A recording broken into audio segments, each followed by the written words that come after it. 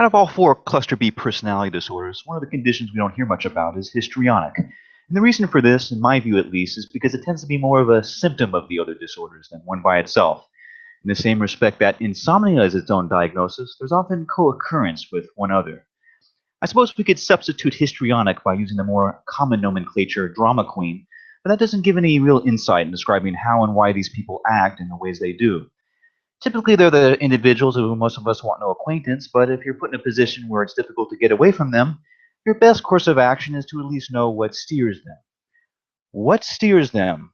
Please remember those three words by the end of this video, or write them down on a notepad if you have to. Now, let's be honest. Everyone has done something that was overly attention-seeking at one point in their lives. It's a natural part of being human, after all, even for adults. Some of us are just natural-born charmers and rock stars. But usually there's some cause or justification behind it. When it's done on a regular basis for no apparent reason, that's when you kind of have to wonder about the individual case. What's going on inside.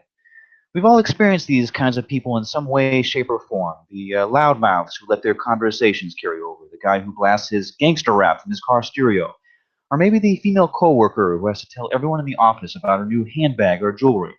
While these descriptions don't make a default diagnosis, there are certainly traits of histrionic behavior. All three cases are going out of their way to make themselves known and lack casual concern about what others think of them. Whether they get negative or positive attention does not matter. It's how elaborate they sell their presence. It's my personal opinion that HPD is the overt form of borderline and narcissistic personality disorders. The bad impulse control, the lack of empathy, and the dependence on other people remain the same. But those with histrionic co-occurrence are driven by intrusive personas to suit their needs. Ask what makes someone act that way, and it always comes back to their formative years, no matter how else you want to look at it. A child raised by controlling and emotionally abusive parents risks turning out a polar opposite, withdrawn, avoidant, and dependent on personal fantasy to escape their pain and stresses. Rather than act out, they act in. The child of an emotionally neglectful home in which pampering made up for life skills, on the other hand, will probably become a very entitled adult who lacks the rationality to deal with other people. Those around them are like the various toys they were given as children, played with, and then put aside. The problem with dolls and action figures is that they don't really reciprocate the affection you give to them, which corrupts one's views of other people later on. And social class will have no bearing on outcome. The son of a single Chicago welfare mom who spoils him with Air Jordans and fast food dinners will develop the same dysfunction as his ritzier counterpart. The daughter of a Silicon Valley executive who receives gifts from her father to make up for his absence, all while being brainwashed to feel daddy resentment and spite towards other men by her overbearing mother.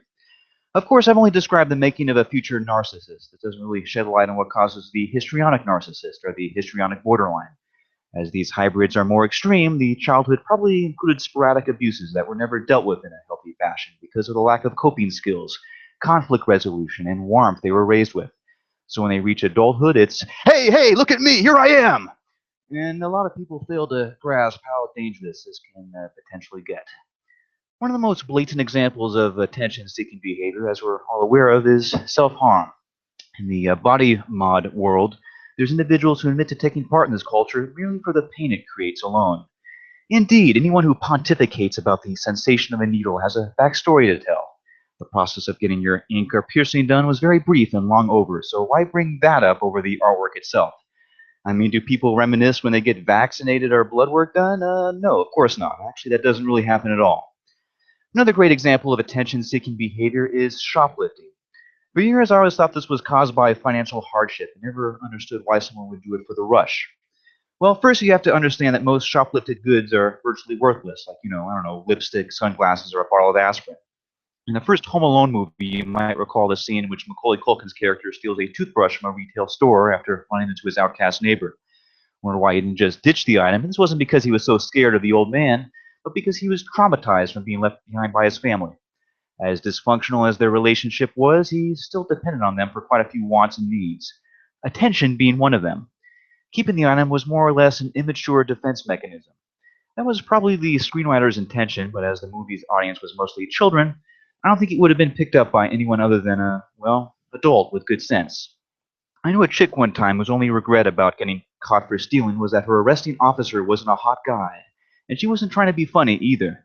Now, I won't make any denials. I've had fantasies in the past about getting caressed by a female cop or acting as a male cop dealing with a unruly, amorous female suspect, but would never go through the same lengths to fulfill this fetish because, one, I'm halfway sane, two, consensual roleplay could be arranged in the safety of my own home, and three, literally getting pinched by 5 isn't the kind of kinkiness I crave. Most people would find the encounter awkward, offsetting, and outright terrifying. Unless, of course, they're a cluster B head case. For them, it's a win-win situation as they feed both their rush and their black and white thinking. They steal something and get away with it. They validate their grandiosity and lack of remorse. They take something but get pinched. They still get their attention fix in their rush, and the humiliation of getting caught goes along with their inner loathing and urge to self-harm. Now, if you haven't known anyone of this nature up close and personally like I have, you'd be hard-pressed to believe that someone like this even exists. Well, they do. They're just not a very substantial population. But if you still don't believe me and have any doubts, you could look at it this way, okay? As a kid, you probably remember playing risky pranks out of boredom, right? You know, things that probably were kind of legally risky. Well, eventually we grow out of stuff like that. Other people don't mature in a similar capacity when they can't cope with the occasional hardships or failures. They turn to similar games, just ones that are more reckless. So this is the point where Uncle Bachelor calls everyone to the campfire for some hot cocoa, s'mores, and vintage anecdotes. This week's topic will be about, you guessed it, undiagnosed HPD, and it will probably clock in fairly long. I'm going to recount on two stories from companies I used to work for, as the job setting provides the greatest insight into the histrionic mind. Now I could talk about the makeup sex, the pesky midnight phone calls, or the vandalized car hoods in a one-on-one relationship, but you see, there's only two parties involved in that. Employment environments are very controlled places where the manipulators have the most edge and advantage. More than anyone else, I hope younger guys in their late teens or early 20s are listening right now, especially those just entering the workforce. This will be very, very informative and perhaps life-saving. But anyway, on to the first memoir. I was at my first full-time job, a front-end collector for GE Consumer Finance. It was work I detested, but simply for the fact that I arrived on time, did what I was told to do every day, I excelled and earned thousands of dollars in bonuses. Well, in the first few months of my employment there, at least, when the company got stingy with perks, that's when I got stingy with work habits. I wasn't actually employed with General Electric, but a vendor company that offered two different shifts, a morning and an afternoon. I've always been the early riser type, so you could guess which one I picked. The first and second shifts meant that one employee shared a desk with another. The late shift person at my cubicle decided to use the top drawer to store their belongings and then move my stuff to the next one down. Well, I put my things back where they were and then moved the other person's to the second drawer. Then everything got switched back again. This guy had a lot of nerve, I thought. What the fuck's his problem? Sooner or later, I would be meeting my desk mate and prepared myself at the very least for a hostile confrontation, which didn't exactly happen. As it turns out, the other employee wasn't even a guy. Michaela, who we'll call for this story, was rather giggly about the whole deal, but not entirely diplomatic as far as resolution. She wanted convenient access to a top cabinet, but also didn't want to change cubes as she would be too far from her office girlfriends. So the consensus between the two of us was to share the same compartment and respect each other's things during our separate schedules. But as our shifts would overlap with the advent of overtime, my dealings with her wouldn't end just yet.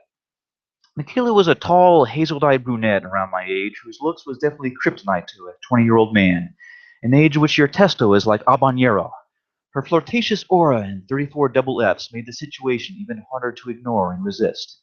I was also in a position in which I had very little to lose, career-wise. I was working on an exit plan from this dead-end dump and had $8,000 saved up in the bank in case anything fell through. I thought, might as well leave with a bang. In a very short span of time, however, my feelings towards Michaela went from infatuation to revulsion to complete lack of concern. If you subtract looks, quite a few other things could negate from one's rendering, which might explain why there was no active boyfriend in Michaela's life. Actually, you know what? I'm sorry, cross that. There was never another boyfriend. At any given time, Michaela's presence was marked by an exaggerated mood in which nothing was ever taken seriously. Not the same type as someone under the influence of drugs, but not the extent of mania. It's kind of hard to explain. Maybe someone who never matured behind the mental age of 16. Word on the street was that she had to leave school early because of a personal family matter, and while this did strike me as ironic, it was probably unrelated to her emotional state. All things considered, though, it wasn't an issue I thought too much about at that time. My aim was to see her outside of work, get more personal, and let it segue into the old shaggy. It never arrived to that, but not for the reasons one would assume. There were quite a few facts I wasn't aware of, as I didn't keep tabs on the usual workplace gossip, but that would be made up by very truthful experience outside. After her and I eventually exchanged phone numbers, I was always the one doing the calling, and the only occasion she was free to talk was when she was out and about shopping. She would say something like, while she was on the phone, "Hold on a second, I'm trying on these Balenciaga shoes that I would love to get for my birthday this year." And then she would tell someone right next to her, "Sorry about that, I'm just talking to this guy I'm dating from work. Oh my god, he is like the cutest." How does your friend know he's cute if he's always on the other end of the phone? Strange way to date someone, yes? Efforts to actually hang out with her were countered with excuses like, "I have family in town this weekend," or "My little brother has a football game or football practice." It didn't take long to eventually make heads or tails of this situation. Fortunately, short of buying candy from the workplace vending machine, I never got sinkered. Maybe because I've worked with other princesses, dated princesses before, and even grew up around princesses, something just seemed a little off and one sided. Finally, I came to realize why someone like this had no other half. According to her workplace girlies, her family was very protective of her and also rather giving. As a case in point, she owned and still drove a F-150 given as a Sweet 16 present. They also recounted on a conversation which she said that she wanted to be married and start a family one day, but didn't want to have children by conception, IVF, adoption, or surrogacy. What's the alternative to that? Virgin birth? This amused other colleagues who proceeded to tease her for intimacy shyness. In a separate incident, Michaela reportedly left the woman's restroom with a Tampax in her hand and had to ask one of her cubicle neighbors how to use it. Of course, this story was also hearsay as I was not present, but it seemed to be backed up by several eyewitness sources. The fact of the matter was that Michaela was an involuntarily celibate female. This would be hard to believe when judging someone that provocative and seductive in nature, but for all intents and purposes, that was just a ruse to hide repression. Using sexuality to subjugate another individual doesn't mean the other person is actually engaged in it. Hate to be the movie nerd again, but anyone remember one of the last scenes in American Beauty between Lester Burnham and his daughter's cheerleader friend? If you know exactly what I'm talking about, then you'll agree when I say that it was a great parallel to this. In real life, it's probably not unique. But Michaela's late blooming, if you want to call it that, wasn't the turnoff. One of the rare instances I managed to reach her when she wasn't out in the town, and also the last, she made it known to me that she used to carve words into her wrists. Now, anyone really familiar with personality disorders will know that when someone mentions this in past tense or uses it as a threat, they're not crying for help or begging for your sympathy. They notice you're beginning to abandon their ship and need to hoover you back in by whatever means necessary. No thanks to that. Adios, amiga. The morning after that call, I decided to switch cubicles and do my very best to prevent any contact with her. Although my new seat was quite a ways across the aisle, her voice could still be heard from a distance. "Where's Bachelor? Does he not work here anymore?" In no time she found my other location, went out of her way to greet me with concerns like, "Bachelor, why did you move to another desk? Bachelor, why don't you call me anymore? Bachelor, are you mad at me?" I now had one more burden on my shoulders paired with the workers' burnout I was already facing and gave my mid-managers an ultimatum. Either move me downstairs to one of the other client companies or I accept my 2-week notice to resign. The first offer would be honored, and until I finally left the company 4 months later, the Michaela matter appeared to be ancient history. Now, I already told everyone that I don't have the bona fides to diagnose, but if you were to re-listen to everything I just said and made a checklist, the HPD criteria would fit to a T. I doubt even a professional psychiatrist would go out of their way to argue against it. Now, those who don't agree with me but listen to my commentaries might find it tempting to say something like, "Well, that was careless of you back then. You're lucky such and such didn't happen," or some other condescending quip. Well, I don't really share that sentiment. In truth, I'm actually glad this happened. You see, when one's virility is at peak levels, your judgment on everything else is impaired, and you're subject to various tests which could postpone the preeminent goals of your life. Maybe because carnal knowledge wasn't foreign to me back then, or maybe because I've always had excellent delayed gratification skills, I never fell for this specific trap.